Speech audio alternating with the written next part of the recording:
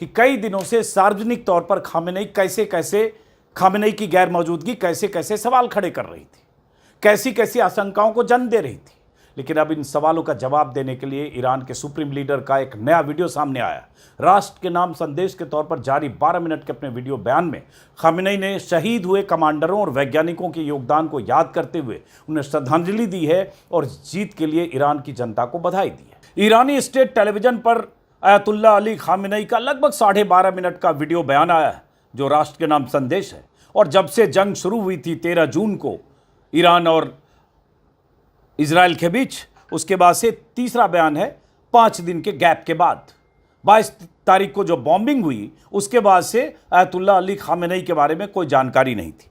उन्होंने कहा है कि अमेरिका के मुंह पर ईरान ने जोरदार तमाचा मारा है और अपने बयान में ईरान की जीत के लिए, इजराइल की हार के लिए या इजराइल को हराने के लिए, अमेरिका के मुकाबला करने के लिए उन्होंने ईरान के कमांडर्स जो शहीद हुए हैं उन्हें श्रद्धांजलि दी और उसके अलावा उन्होंने शानदार जीत के लिए ईरान की जनता को बधाई दी। उन्होंने कहा कि मैं ईरान की महान जनता को बधाई देता हूँ। इजरायली शासन के सारे शोर और दावों के बावजूद ईरान ने उन्हें हरा दिया।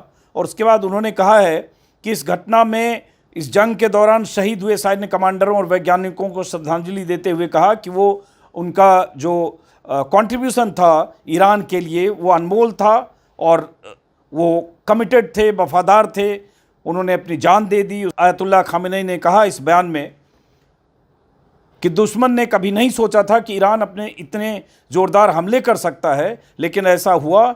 हम ऊपर वाले का शुक्रिया अदा करते हैं जिन्होंने हमारी सेना को इतनी मजबूत रक्षा प्रणाली को तोड़कर उनके सैन्य और शहरी क्षेत्रों में मिसाइलों और हथियारों से तबाह करने की ताकत दी। उसका जिक्र खास तौर से इसलिए किया क्योंकि यही इतने दिन में इस जंग के दौरान ईरान ने ये जरूर दिखाया, भले ईरान में बहुत तबाही हुई, 20 से ज़्यादा मिलिट्री कमांडर मारे गए, 14 या 15 वैज्ञानिक मारे गए, टारगेटेड ढंग से इजराइल ने किलिंग भी की और इजरायली बमवर्षक विमानों ने ईरान में बहुत तबाही मचाई।